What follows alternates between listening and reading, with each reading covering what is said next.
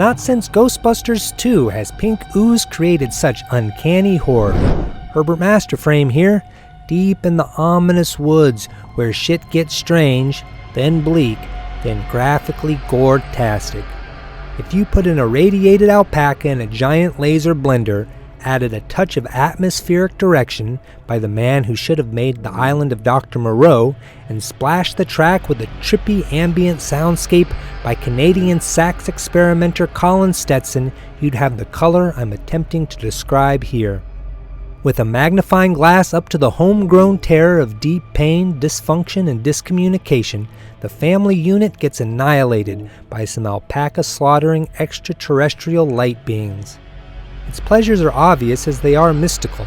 I would have rather liked to have seen more enchanting, Lisa Frank-style insects buzzing about and purple magic mushroom guard mutations, but as it turns out, this is more Stranger Things retro movie monster action than lackadaisical stoner fantasy. Peer into the mists living off the grid, and Tommy Chong is here as the proverbial shaman on Fool's Hill character, getting high in nature and listening to what the earth is saying, man.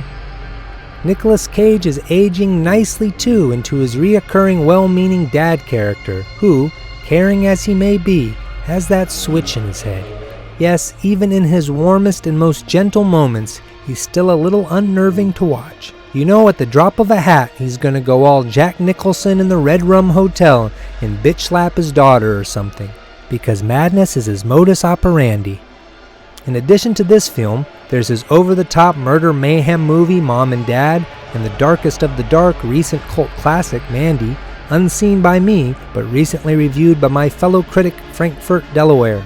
They compose something of a madcap trilogy in which Nick Cage has to battle and/or becomes the forces beyond his control. And who can deny the anticipated pleasures of a mid-movie flip-out by Gonzo Daddy Cage? The Color Out of Space at its core is a disturbing pastoral yarn spun by master of the macabre H.P. Lovecraft.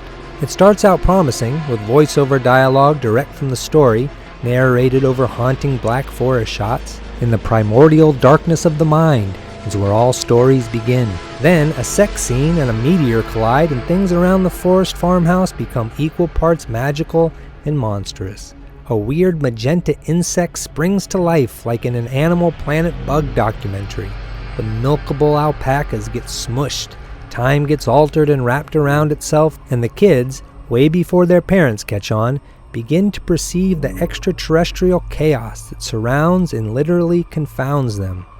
Of course, they would be tapped into the unknown. While their parents fret over dropped conference calls and bad connections, the oldest son Benny smokes pot and watches NASA videos on his computer, and his teenage sister, Lavinia, the lonely Wiccan ritualist, just dig that majestic steed beside her, makes sacred circles and carves pentagrams into her lily-white body.